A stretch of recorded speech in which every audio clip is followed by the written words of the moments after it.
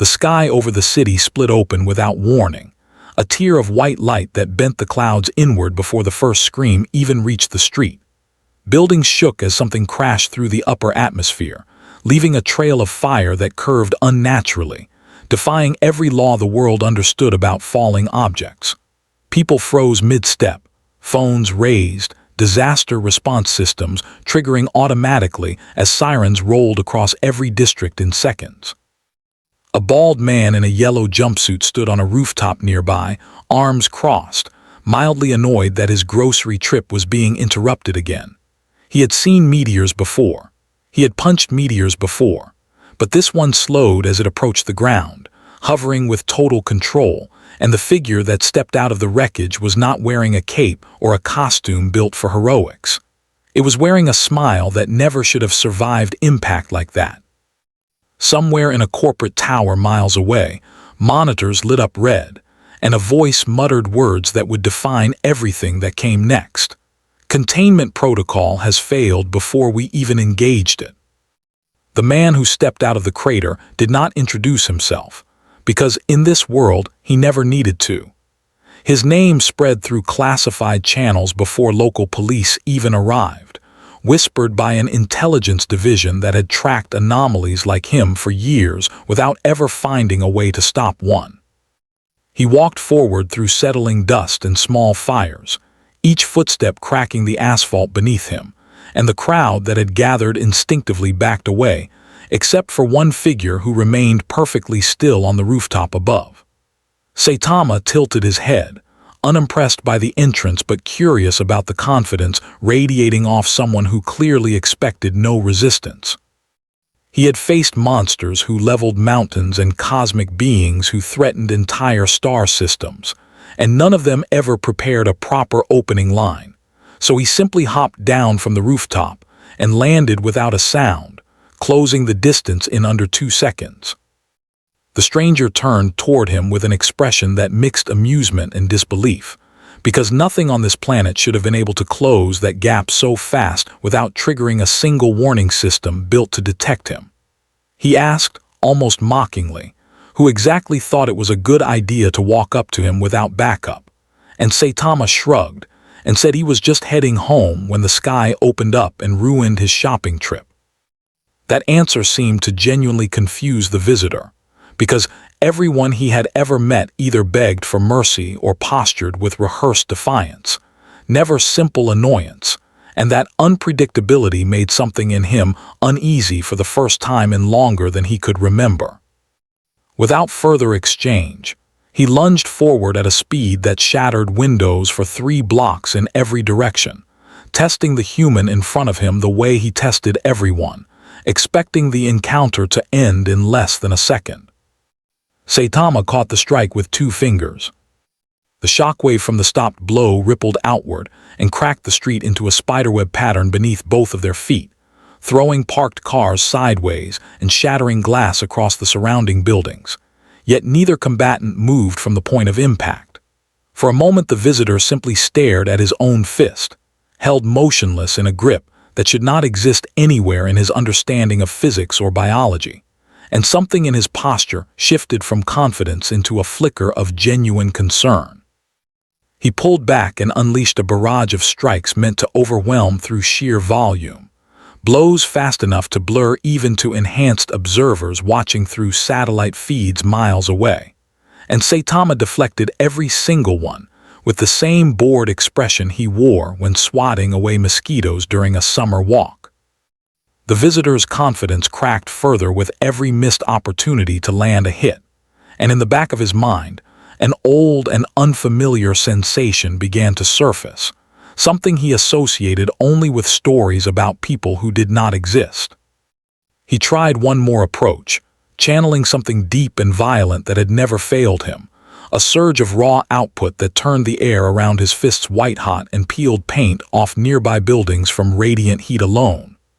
Saitama finally raised an eyebrow, genuinely registering the attack as something with actual weight behind it, and for the first time in years, he adjusted his stance instead of simply standing still. He caught the blow directly in his palm, felt real resistance travel up through his arm, and allowed himself a small, quiet realization that surprised him more than the attack itself. Something about this fight did not follow the pattern he had grown used to, and though he did not yet understand why, a part of him that had gone dormant after years of easy victories started paying very close attention. The visitor staggered back several feet under his own recoil, breathing harder than he had in a long time, and above the city skyline, the tower filled with monitors and coded voices went completely silent, because every camera trained on the fight had just recorded something that broke every existing threat classification they had built their entire containment strategy around. The visitor pulled back into the sky before Saitama could close the distance again, rising fast enough to punch a hole through the low cloud cover, and for the first time since anyone in this world had encountered him, he chose distance over dominance. From above the skyline, he studied the man still standing calmly in the wreckage of the street, replaying the exchange in his mind, trying to reconcile what his senses told him against everything he understood about strength and limits. He had spent years being the answer to every question about power on this planet, the final word in any argument about who could stand at the top, and in less than 2 minutes that certainty had been quietly dismantled by someone wearing a jumpsuit from a discount store. That realization did not sit well with him, and rather than return immediately, he decided to observe, hovering high enough to remain a shape in the clouds while intelligence drones scrambled to relocate him. Saitama, for his part, did not chase. He glanced upward, shrugged again, and turned to check on a woman who had been knocked over during the shockwave, helping her to her feet with the same casual gentleness he brought to every rescue that never felt like it required effort. Bystanders recording on their phones caught the moment, and it would circulate within the hour, though nobody watching yet understood they had just witnessed the first documented instance of their world's most feared arrival being forced into retreat rather than victory. Emergency responders arrived in droves, and Saitama answered a few questions from a stunned officer before wandering off toward the store he had originally been heading to, unbothered by the collapsed storefronts and scorched pavement behind him, because, in his experience, the aftermath always looked worse than it actually was. High above, the visitor's mind kept circling back to the moment his fist had been caught by 2 fingers, an image that refused to fade no matter how many times he told himself it must have been a fluke, a trick of terrain, anything other than the plain truth sitting in front of him. He had grown used to fear following him everywhere, used to the specific way people flinched before he even moved, and the absence of that fear in his opponent felt more disorienting than any injury could have. Something ancient and prideful in him refused to accept defeat as a possibility, and that refusal hardened into a decision to return, not with reckless aggression this time, but with calculated intent, testing limits rather than assuming there were none to find. Meanwhile, inside the tower that housed the organization responsible for monitoring and managing individuals like him, screens flickered with replay footage slowed down frame by frame, analysts speaking over each other as they tried to process numbers that made no logical sense against known biological output. A senior executive watched in silence from the back of the room, arms folded, jaw tight, because the entire foundation of the company's power depended on having the strongest asset walking freely through the world, and that asset had just been humiliated in under 90 seconds by an unlisted, unregistered civilian with no known enhancement history. Whispers began about classification, about whether this counted as an isolated incident or the first data point in something far larger, and though nobody said it aloud yet, everyone in that room understood their existing threat models had already become obsolete. Saitama, unaware of any of this, browsed a nearly empty shelf in the grocery store for the last discounted cabbage, mildly disappointed that a fight interrupted his errand, and even more disappointed that the store had run out of the good stuff. He paid for his groceries and walked home along a street littered with scorch marks and broken glass, already thinking about the meal he planned to cook rather than the encounter that had just rewritten a hidden hierarchy he did not even know existed. But 3 blocks above the city, in the quiet dark beyond the clouds, a decision had already been made, and it would not be long before he returned with far more than curiosity behind him. Inside the highest floor of the tower, a boardroom filled quickly as executives were pulled from meetings, vacations, and one from a live television interview mid-sentence. Because the footage circulating outside had already reached numbers no crisis team could contain through normal channels. The man at the head of the table watched the replay for the 4th time, his expression unreadable, while beneath his calm exterior a very specific kind of fear took root. The fear of a man who built his empire on the myth of an untouchable weapon, now caught on camera flinching from a stranger in cheap clothing. He asked his analysts a single question: whether this bald man had any known enhancement profile on record anywhere in their global registry. And when the answer came back negative across every database they controlled, the silence in that room turned heavier than any of them expected. An asset with no history, no file, and no explanation was infinitely more dangerous to their narrative than any villain they had ever manufactured or suppressed, because a villain could be explained away, and this could not. The decision to send their prized enforcer back out was made within the hour, though this time the instructions changed entirely, shifting away from the usual directive of overwhelming force and public spectacle toward something quieter and far more calculated. He was told to gather information first, to understand the limits of what they were dealing with before committing to another confrontation that risked further exposure. And though every instinct in him screamed to return immediately and settle the humiliation on his own terms, decades of conditioning made him obey the chain of command, at least for now. He left the tower with a colder resolve than before, no longer driven by simple dominance but by something closer to obsession, replaying the memory of that catch over and over as he scanned the city below for any sign of the man who had broken something fundamental in his understanding of himself. Meanwhile, the company's public relations division scrambled to control a narrative already spiraling outside their grip,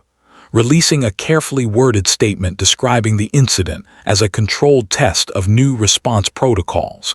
even as thousands of witnesses online contradicted every word of it in real time. Reporters who had spent years accepting company talking points without question suddenly found themselves fielding messages from viewers demanding answers about who the bald stranger actually was. And for the first time in the organization's long history of narrative control, the story had slipped entirely out of their hands within a single afternoon. Analysts inside the tower began quietly building a file on Saitama despite having no data to work with, cross-referencing traffic footage, satellite angles, and eyewitness accounts, piecing together a profile built almost entirely on absence rather than evidence, which unsettled them more than any known threat ever had. A junior researcher, reviewing the slowed footage alone in a side office, noticed something the others had missed in their panic: a detail buried in the way debris moved around the point of impact when Saitama caught the strike. The shockwave had traveled outward in a pattern inconsistent with simple physical resistance, suggesting the man had absorbed and redirected far more force than his stillness implied, meaning his true output during that exchange had never actually been tested.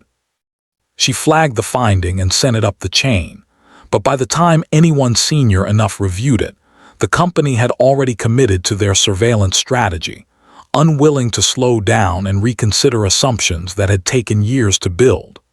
That decision, made in haste under pressure to save face publicly, would later be remembered as the moment their containment strategy quietly guaranteed its own failure.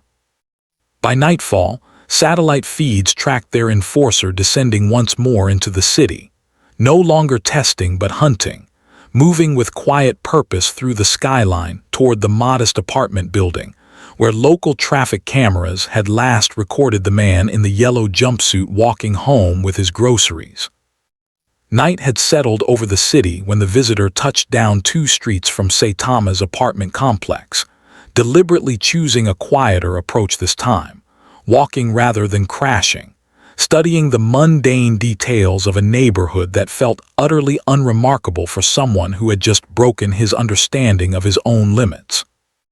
Laundry hung from balconies, a vending machine hummed on a street corner, and somewhere a television played faintly through an open window, and none of it matched the profile of a place capable of housing whatever he had encountered earlier that day. He found Saitama exactly where cameras had last placed him, standing outside his apartment building in worn sandals, holding a small bag of groceries, looking utterly unbothered by the fact that the same stranger from earlier had just appeared at the end of his street with a very different expression than before. Saitama set his grocery bag down carefully on the curb, a small act of practicality that somehow unsettled the visitor more than any battle stance could have, because it suggested a complete absence of urgency, even in the face of someone who represented the most feared power structure in the world. Neighbors, sensing the shift in atmosphere the way animals sense weather changes, began quietly closing windows and pulling children inside, an instinctive response built from years of learning that confrontations involving unusual individuals rarely stayed contained to open fields or empty lots. The visitor spoke first this time, his voice quieter than before, asking what exactly Saitama was, because ordinary humans did not casually stop blows capable of leveling reinforced concrete, and Saitama simply replied that he was just a guy who trained a bit too hard one summer looking for a job. That answer, delivered with total sincerity, cracked something in the visitor's composure, because it implied an explanation so mundane it insulted the entire mythology he had built his identity around. He attacked again, faster than the first encounter, abandoning the caution his superiors had instructed in favor of raw, personal fury, driving a strike towards Saitama's chest with enough force to punch through reinforced armor plating tested in military simulations. The impact sent a shockwave rolling down the residential street, shattering windows on both sides and tearing awnings from storefronts. Yet Saitama remained rooted in place, having simply stepped half an inch to redirect the angle of the blow into open air beside him rather than absorbing it directly this time.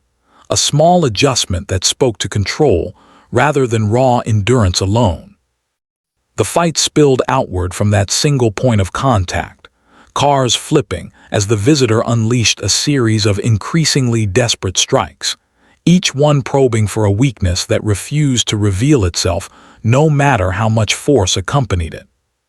Saitama, growing mildly annoyed that his neighborhood was taking damage rather than himself, finally moved with intent, delivering a light tap to the visitor's shoulder that sent him skidding backward through 3 parked vehicles and into the side of a convenience store, collapsing part of its roof in the process. The visitor pulled himself up slowly from the wreckage, blood at the corner of his mouth for the first time in longer than he could remember, staring at Saitama with an expression that had fully shifted from arrogance into something closer to genuine dread. Overhead, a company surveillance drone captured the entire exchange and relayed it back to the tower in real time, and within the control room, analysts watched their prized enforcer bleed on camera for the first time in the organization's recorded history, a moment that would circulate internally long before it ever reached the public. The visitor, humiliated and furious, retreated once more into the night sky, but this time carried something heavier than wounded pride, a private, dawning certainty that the myth of his invincibility had just ended in a residential street lit only by shattered storefront signs. Saitama picked his grocery bag back up, checked to make sure his eggs hadn't broken, and walked into his apartment as sirens began echoing from several blocks away, leaving behind a neighborhood forever changed, and a company forced to confront a truth it could no longer suppress. By morning, footage of a bleeding enforcer retreating from a residential street had leaked far beyond the company's internal servers, forcing a response that no longer belonged solely to corporate boardrooms, but to government offices that had spent years quietly relying on that same company to handle threats too large for conventional forces. A joint emergency session convened before sunrise, generals and defense officials crowding into a briefing room to review classified footage alongside civilian recordings, and the conclusion reached by nearly everyone present carried a weight none of them wanted to say aloud first. If their most powerful known asset could be injured and driven back twice within 24 hours by an unlisted civilian, then the existing chain of deterrence the country had relied upon for over a decade no longer applied, and every contingency plan built around that asset needed immediate reconsideration. Within hours, armored convoys began moving quietly into position along major routes leading toward the residential district, where the second encounter had taken place, while overhead surveillance satellites were redirected to maintain constant coverage of the area day and night. Officials debated fiercely over classification, some insisting the man in the yellow jumpsuit represented an unprecedented threat requiring lethal containment, while others, more cautious, argued that anyone capable of that level of restraint during an unprovoked attack might not be hostile at all, a distinction that mattered little once the machinery of military response had already been set in motion. A specialized unit trained for encounters with anomalous individuals received deployment orders by mid-afternoon, their equipment upgraded with experimental countermeasures designed originally for a very different kind of threat, though nobody on that team felt confident their preparation matched whatever they were about to face. Saitama, entirely unaware that his morning grocery run had triggered a national security response, noticed only that his usual route to the store now involved considerably more roadblocks and considerably more people in tactical gear giving him nervous, sideways glances.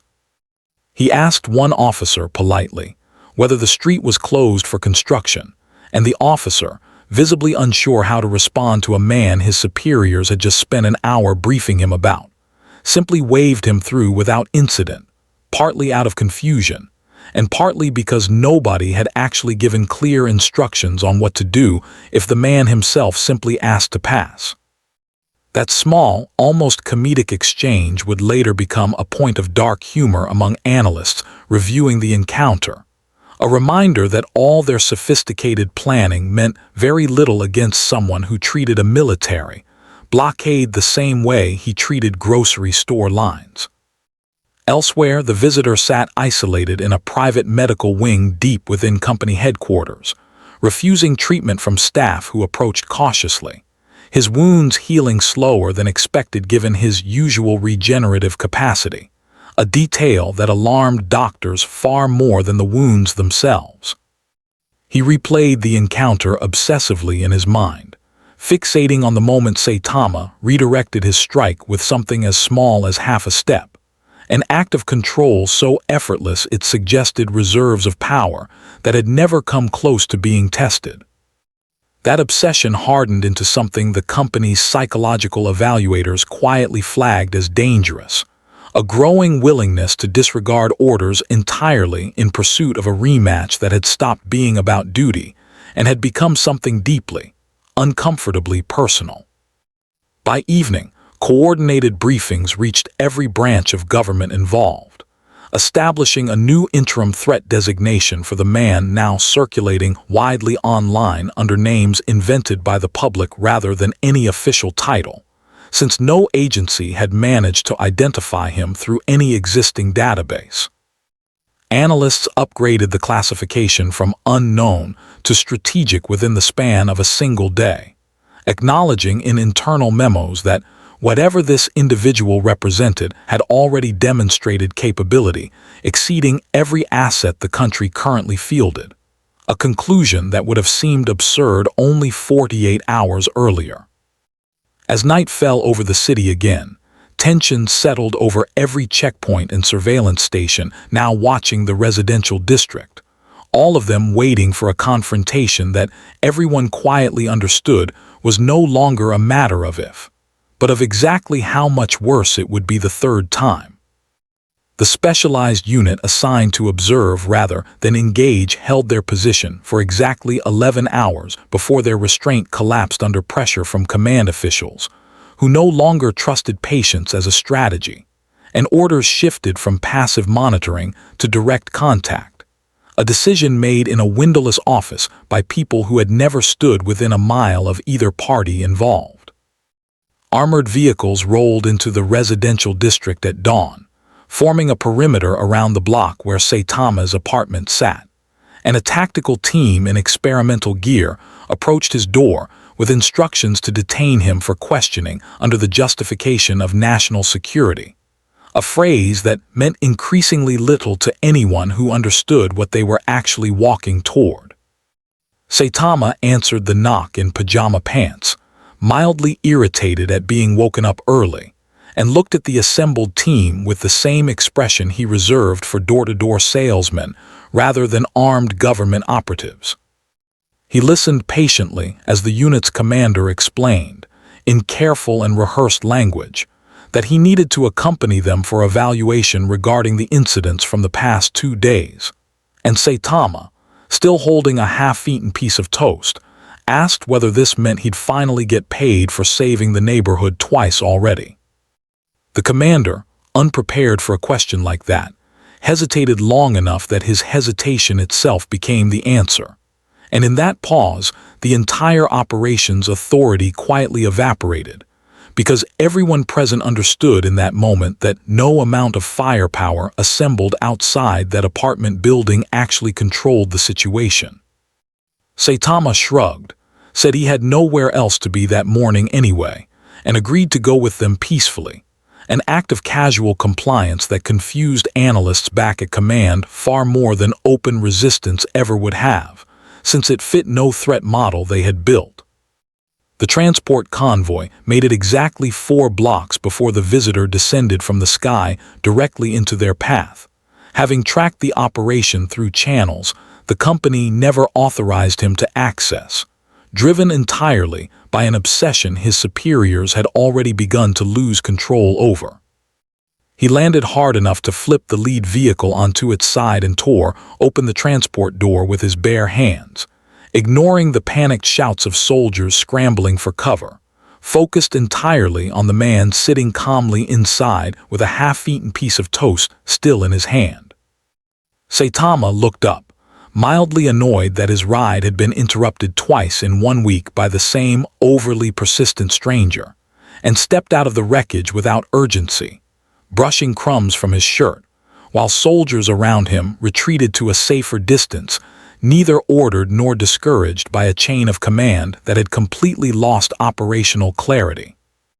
This time, the visitor did not test or probe, launching himself forward with everything he had held back during the previous encounters, a full and unrestrained assault meant to end the humiliation permanently regardless of consequence or collateral damage. The resulting shockwave tore through 3 city blocks simultaneously, shattering every window within a half-mile radius and sending a pressure wave strong enough to knock soldiers off their feet despite their positioning well outside what should have been a safe distance. Saitama, finally showing the faintest hint of genuine engagement rather than boredom, caught the strike fully this time with both hands, held it for exactly 1 second longer than necessary, and pushed back with enough force to send the visitor tumbling backward through the length of an entire city block, cratering the pavement on impact. As dust and debris settled over a neighborhood now unrecognizable from what it had been only days earlier, satellite feeds transmitted the entire sequence to command centers around the world, and for the first time officials outside the original chain of command began requesting access to footage, recognizing that whatever was unfolding no longer belonged to a single country's jurisdiction. The visitor rose slowly from the crater, badly injured and visibly shaking, no longer driven by pride but by something closer to desperation, while Saitama stood in the wreckage of his own neighborhood, quietly deciding that whatever restraint he had been showing out of simple courtesy had officially run its course. Saitama walked toward the crater at a pace that carried none of the urgency the moment seemed to demand, each step deliberate,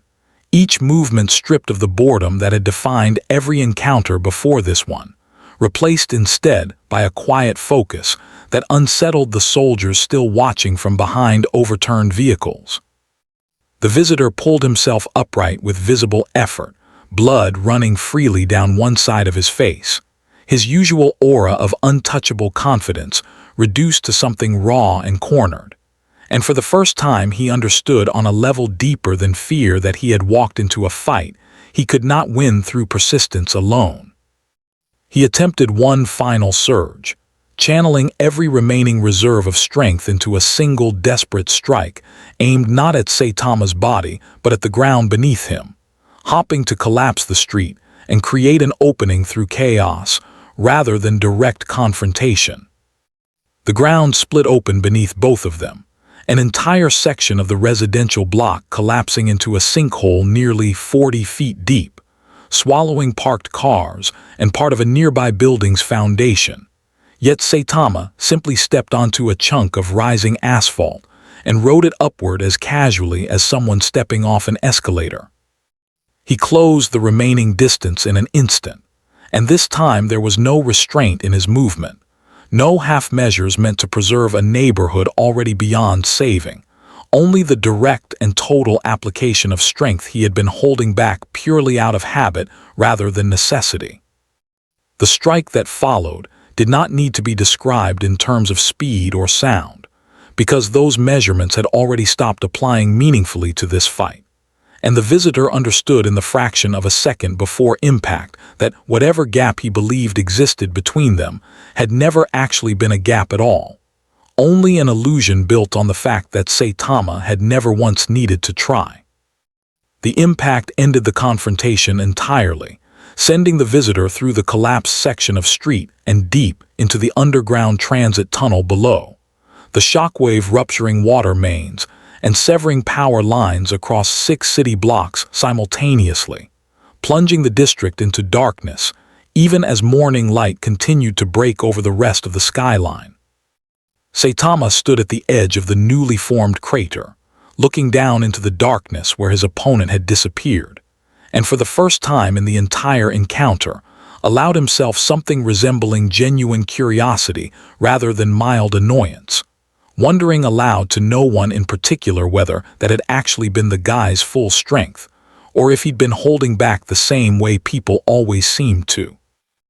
Emergency crews arriving at the scene found no trace of the visitor beyond scorched tunnel walls, and a crater that engineers would later classify as structurally unprecedented, an absence that unsettled company officials monitoring remotely far more than a confirmed defeat would have, since it left open questions about survival and retaliation that nobody could yet answer. Back at headquarters, the room that had watched every prior encounter in tense silence now sat in something closer to shock, because their enforcer's tracking signal had gone completely dark the instant he entered the tunnel system, a total loss of telemetry that had never once happened in the company's entire operational history. Whispers spread quickly through every level of the organization that morning, no longer questioning whether their asset had been humiliated, but whether he had survived the encounter at all, a possibility nobody in that building had ever seriously prepared for. Saitama, uninterested in searching tunnels for someone who clearly needed time alone to think things over, turned and walked back toward what remained of his apartment building, mentally calculating whether his security deposit covered structural damage caused by someone else entirely. Above him, satellites continued transmitting footage to a growing list of government agencies, now fully aware that the balance of global power had shifted overnight in a direction none of their existing strategies accounted for, while somewhere deep in the darkened tunnel system, a badly wounded figure lay motionless amid rubble, quietly beginning to understand that pride alone would never be enough to close the distance between them again. News of the enforcer's disappearance spread through the company's internal structure faster than any public relations team could contain, And by mid-morning, the fragile authority that had held the organization together for over a decade began visibly cracking under its own weight.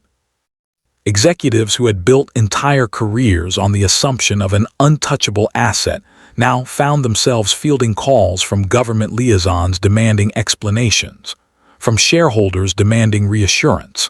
and from a public that had already moved past shock into something closer to open defiance of a company they no longer viewed as invincible. The senior leadership convened an emergency session, but this time the room lacked the composed authority of previous meetings, replaced instead by raised voices and competing theories about containment strategies that had already failed twice in the span of 3 days. One faction within the company argued for immediate deployment of additional assets, insisting that overwhelming numbers might succeed where singular strength had not, while another faction, quieter but increasingly influential, suggested that continued aggression against an entity capable of this level of restraint might provoke a response none of them were prepared to survive. That second argument gained unexpected traction when analysts presented updated footage showing that despite 2 devastating confrontations, Saitama had caused no injuries to any bystander, had not pursued his opponent into the tunnels, and had shown no interest whatsoever in expanding the conflict beyond immediate self-defense, a behavioral pattern that contradicted every assumption they had built about hostile anomalies. The revelation unsettled the room more than outright aggression would have, because it meant their carefully constructed narrative about needing to neutralize a dangerous threat no longer aligned with the evidence sitting directly in front of them. Outside the tower, the fracture within the organization began manifesting publicly as well, with several field agents quietly refusing new deployment orders tied to the ongoing situation, citing concerns about targeting someone who had, by every available metric, acted purely in defense of himself and his neighborhood. A junior communications officer leaked internal memos to independent journalists that evening, memos revealing the company's private acknowledgement that their prized enforcer's power had been decisively surpassed, a leak that spread across every major platform within hours and shattered the last remaining pillar of public trust the organization had spent years carefully constructing. Government officials, already uneasy about relying on a private company for national security matters, used the leak as justification to begin quietly assembling their own independent oversight committee, a bureaucratic maneuver that signaled the beginning of a much larger institutional shift. Meanwhile, deep within the darkened tunnel system, recovery teams finally located the visitor barely conscious amid the rubble, his injuries severe enough that medical staff transporting him back to headquarters openly speculated whether his abilities had suffered permanent damage beyond simple physical wounds. He regained partial consciousness during transport, and, in a moment none of the accompanying staff expected, asked not about his condition or the company's response, but whether anyone had learned the bald man's name yet, a question that revealed just how thoroughly the encounter had reshaped his priorities from dominance towards something closer to obsessive fixation. That single, quietly spoken question would later be flagged in internal psychological evaluations as the first clear sign that the company's most valuable asset had become fundamentally unpredictable, no longer operating under institutional control, but under a private compulsion nobody in leadership fully understood or knew how to manage. By nightfall, with public trust collapsing, government oversight tightening, and their prized enforcer stabilized but psychologically altered, the organization that had once presented itself as the unshakable guarantor of global safety found itself fractured along nearly every axis that had once held it together. Analysts working late into the night updated their threat classification files one final time before submitting them to newly formed government channels, changing the designation from strategic to existential, a term the company had never once applied to any individual in its recorded history, and one that would ripple through every subsequent decision made about the man in the yellow jumpsuit who was, at that very moment, simply trying to figure out how to file an insurance claim for his apartment. Within 48 hours, the existential threat classification assigned to Saitama had traveled far beyond the borders of a single nation, shared through intelligence networks that rarely cooperated on anything, uniting governments who normally viewed each other with deep suspicion under a singular, urgent question none of them had ever needed to ask before. Emergency councils convened in capitals around the world, each reviewing the same set of leaked footage and satellite data, each arriving independently at the unsettling conclusion that an individual operating entirely outside any known enhancement program had quietly become the single most powerful entity on the planet, without any apparent interest in claiming that position. Diplomatic channels, usually reserved for trade disputes and territorial disagreements, filled instead with encrypted briefings about a man who bought groceries, lived in a modest apartment, and had twice been provoked into conflict rather than ever initiating one, a profile that left seasoned strategists deeply divided on how to proceed. Some nations pushed for immediate diplomatic contact, arguing that a being of this magnitude who had shown consistent restraint deserved to be approached as a potential ally rather than a threat to be neutralized, while others, driven by older instincts rooted in decades of viewing overwhelming power as inherently dangerous, quietly began drafting contingency plans for scenarios none of them wanted to say aloud in open session. Satellite coverage over the city expanded exponentially, with multiple countries now maintaining independent surveillance assets trained on a single residential district. An unprecedented level of international attention focused on an area that, only a week earlier, had been entirely unremarkable to anyone outside its own postal code. Financial markets reacted within days, briefly panicking over uncertainty, before stabilizing once analysts concluded that no immediate destructive intent had been demonstrated,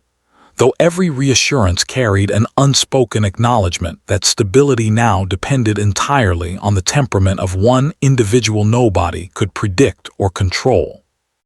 Inside government war rooms, planners obsessed over the two confrontations that had already occurred, running simulations meant to anticipate a third encounter that everyone now considered inevitable rather than possible, since the company's decision to name Saitama publicly had already stripped away any hope of quiet resolution.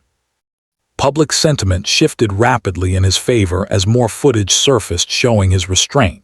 his casual dismissal of confrontation whenever possible, and interviews with neighbors who described him not as a threat, but as an unusually helpful and unassuming man, who occasionally saved their lives before returning to mundane errands without any expectation of recognition. That growing public support complicated military planning considerably, since any aggressive action taken against someone increasingly viewed as a reluctant hero risked triggering exactly the kind of public backlash governments feared most in an era of instant global communication. Meanwhile, scientific institutions around the world petitioned for access to study whatever biological or dimensional anomaly explained his abilities, proposals arriving faster than any oversight committee could process them, each one promising insight that might help humanity understand rather than fear what they were witnessing. Saitama, informed by a bewildered neighbor that news channels from other countries were now discussing him by name, expressed only mild surprise before returning to a more pressing concern regarding a sale on discounted rice at the grocery store 2 blocks away, a juxtaposition that would later be studied by sociologists as a defining symbol of the entire event's surreal nature. His genuine indifference to global attention, rather than calming international anxiety, deepened it considerably, because an individual who could not be bought, threatened, flattered, or provoked into seeking power represented something no existing diplomatic or military framework had ever been designed to negotiate with. As the 9th day since his arrival drew to a close, defense ministries across multiple continents quietly authorized the development of specialized response units built entirely around theoretical countermeasures to his abilities. Expensive and speculative programs justified only by the growing consensus that whatever emerged from that first crater in the sky had permanently altered the global balance of power, and that the world's response to a second, far more dangerous visitor still recovering in a company medical wing would determine whether that new balance held or collapsed entirely. Deep within the company's most secure medical wing, the visitor's recovery progressed far slower than any previous injury in his recorded history, his body healing at a fraction of its usual rate, while doctors ran tests that yielded no clear explanation, beyond a vague theory that trauma of this magnitude had affected him on a level their instruments simply weren't built to measure. He spent long hours in silence, refusing visits from company leadership who arrived hopping to discuss strategy, redeployment, or public statements meant to salvage the organization's collapsing credibility, none of which interested him even slightly compared to the singular question consuming his thoughts.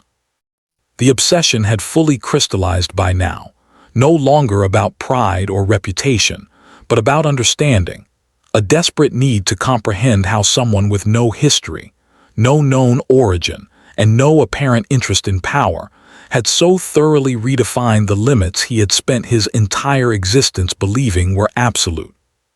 Company leadership, increasingly desperate to regain some measure of control over a narrative that had slipped entirely beyond their grasp, proposed a new strategy during a private meeting he reluctantly agreed to attend, suggesting that, rather than pursuing further confrontation, they publicly reframed the entire situation as evidence of a shared threat requiring cooperation between their organization and the man himself.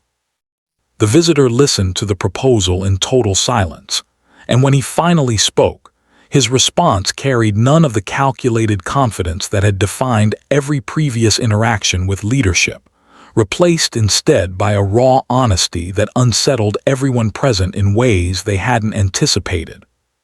He admitted, for the first time in his career, that he no longer knew whether he wanted to defeat this man or simply understand what made him capable of such effortless dominance, a confession that revealed just how deeply the encounter had fractured his sense of identity, built entirely around being the strongest. That admission triggered immediate concern among senior staff, several of whom quietly began questioning whether their most valuable asset remained fit for continued operational deployment. A conversation none of them dared have directly with him, but one that spread rapidly through private channels regardless. Meanwhile, government liaisons embedded within the company pushed for a different approach entirely, proposing that the visitor be used not for confrontation, but for direct contact,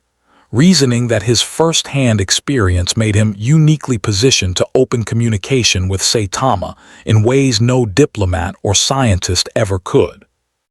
The visitor agreed to this proposal with unexpected speed, driven less by strategic value and more by a private hope that direct conversation might finally give him the clarity that violence had consistently failed to provide. He left the medical wing against his doctor's explicit recommendations, his wounds still healing, his strength still a fraction of what it had been before the tunnel collapse, driven by a need that had stopped being about the company's interests entirely and become something deeply personal instead. Rather than approaching with force this time, he tracked Saitama to the same modest grocery store from days earlier, landing quietly several blocks away and walking the rest of the distance on foot, an act of restraint that would have seemed impossible to anyone who witnessed his previous 2 appearances in the city. Saitama, standing in line at the register with a basket of discounted vegetables, noticed him approaching through the store's front window, and rather than tensing or preparing for confrontation, simply raised a hand in a small, casual wave, as if greeting someone he vaguely recognized from the neighborhood rather than an entity that had twice tried to kill him. That small, unexpected gesture landed harder than any blow either of them had thrown during their previous encounters, because it confirmed something the visitor had begun to suspect but hadn't fully accepted, that Saitama had never once viewed him as a genuine threat worth taking seriously. And that realization, rather than provoking fresh anger, settled instead into a quiet, unfamiliar humility that would define everything that happened between them next. Saitama paid for his groceries and walked outside to find the visitor waiting by the entrance, hands empty, posture unguarded in a way that made it immediately clear this was not another attempt at confrontation, and something in that stillness prompted Saitama to actually stop and pay attention rather than simply walking past on his way home. Neither man spoke for a long moment, the silence stretching awkwardly between them while a few nearby pedestrians slowed their pace, sensing correctly that something significant was unfolding, but unsure whether to stay and watch or hurry away from what recent history suggested could turn violent without warning. The visitor finally broke the silence, his voice stripped of the arrogance that had defined their first encounter, asking simply and directly how someone could reach that level of strength, a question that carried none of the competitive edge it might have carried days earlier and instead sounded almost like a plea. Saitama considered the question with visible effort, scratching the back of his head in the same absent-minded way he approached most difficult problems, before admitting honestly that he wasn't entirely sure himself, describing 100 push-ups, 100 sit-ups, 100 squats, and a 10-kilometer run every single day for years without any promise that it would ever amount to anything meaningful. The visitor stared at him, waiting for the actual answer to follow that seemingly simplistic explanation, and when nothing else came, when it became clear that Saitama genuinely believed that mundane, repetitive discipline explained everything about his abilities, something inside the visitor's understanding of power and effort quietly reorganized itself in a way that felt almost more disorienting than the physical defeat itself had been.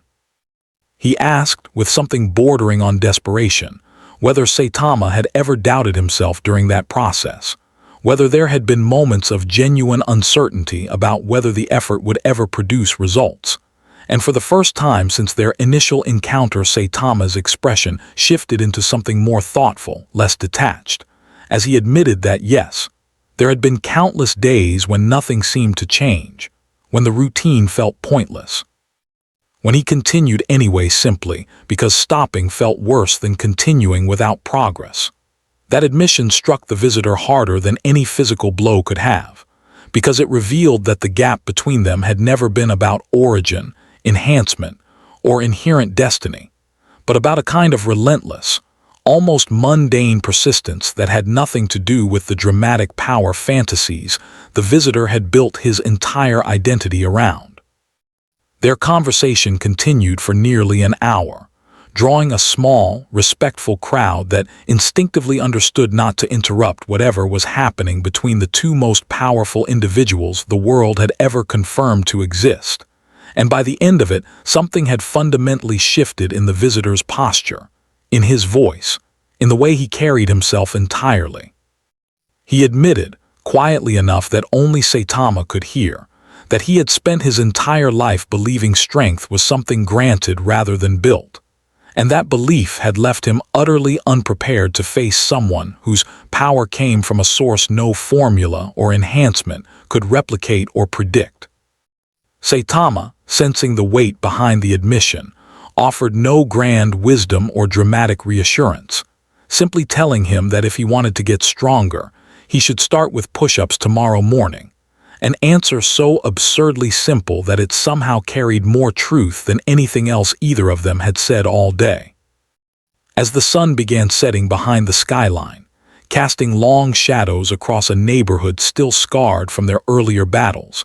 the visitor turned to leave, no longer carrying the wounded pride that had driven him into two disastrous confrontations, replaced instead by something quieter and far more dangerous to the company that had built its entire empire around controlling him.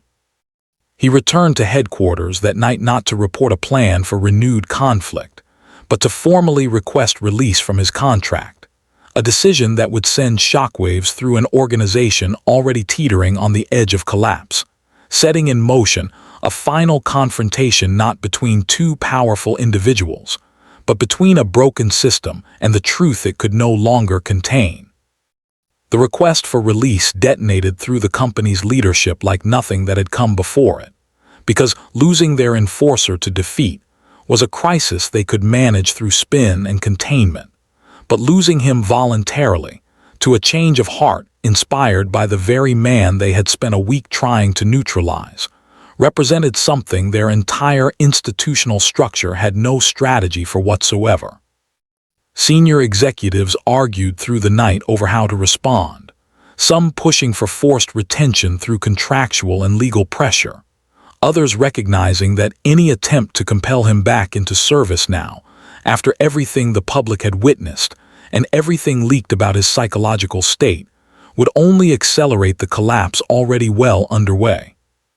By morning, without formal announcement, the visitor simply walked out of headquarters through the front entrance, past security personnel who had no orders authorizing them to stop him and no genuine desire to try, disappearing from the company's control entirely and becoming, within hours, a private citizen for the first time in his adult life. The fallout spread rapidly through every institution that had built its authority on the assumption of his continued service. Government contracts tied to his deployment collapsing overnight, private security agreements dissolving as clients realized the asset they'd been paying for no longer existed, and public confidence in the entire organizational model that had produced him evaporating almost completely within a single news cycle. Journalists who had spent years unable to get straight answers from the company suddenly found former employees willing to speak openly, revealing years of manipulation, coercion, and systemic exploitation that had shaped the visitor's entire life. Context that reframed the international incident not as an act of unprovoked aggression, but as the final, desperate act of someone who had never once been given a genuine choice, until a bald man in a yellow jumpsuit accidentally gave him one during a conversation outside a grocery store. Government oversight committees, already mobilizing before this final collapse, moved swiftly to dismantle the legal framework that had allowed a private company to operate with near total autonomy over individuals possessing that level of power, drafting emergency legislation within days that would have taken years under any other circumstances. The world that emerged from this transition looked nothing like the one that had existed 2 weeks earlier. International agreements now explicitly addressing the existence of individuals whose abilities exceeded every previous category of classification. Formal channels established for contact and cooperation, rather than containment and control. All of it built on a foundation nobody could have predicted when a stranger first tore through the sky demanding dominance he could not sustain. Saitama, for his part, remained almost entirely unaffected by the historic transformation unfolding around him, mildly amused whenever news crews staked out his apartment building hopping for interviews. He consistently declined in favor of grocery runs and quiet afternoons. Uninterested in the political and institutional earthquake his simple existence had triggered across the entire world. He did, however, make a habit of meeting the former enforcer once a week at a small park near his apartment, watching with something between amusement and genuine approval, as the man who had once tried to kill him struggled through his first tentative sets of push-ups, slowly, awkwardly, but with a persistence that suggested he had finally understood the only lesson that had ever actually mattered. The company that once stood as the unquestioned authority over global power dynamics never recovered from that final departure. Its collapse studied for years afterward, as a cautionary example of institutions built entirely around control rather than trust, while the world it left behind settled into an uneasy, but undeniably more honest arrangement between governments and the extraordinary individuals living quietly among them. Nothing about that world would ever return to what it had been before the sky first tore open above the city. And though most people eventually stopped talking about the man in the yellow jumpsuit who started it all, the ground beneath that residential district still bore the scars of a fight that had permanently rewritten the rules of power itself. A quiet, unassuming monument to the day the strongest man in the world discovered he wasn't fighting for dominance at all, but had simply been living his life the only way he knew how.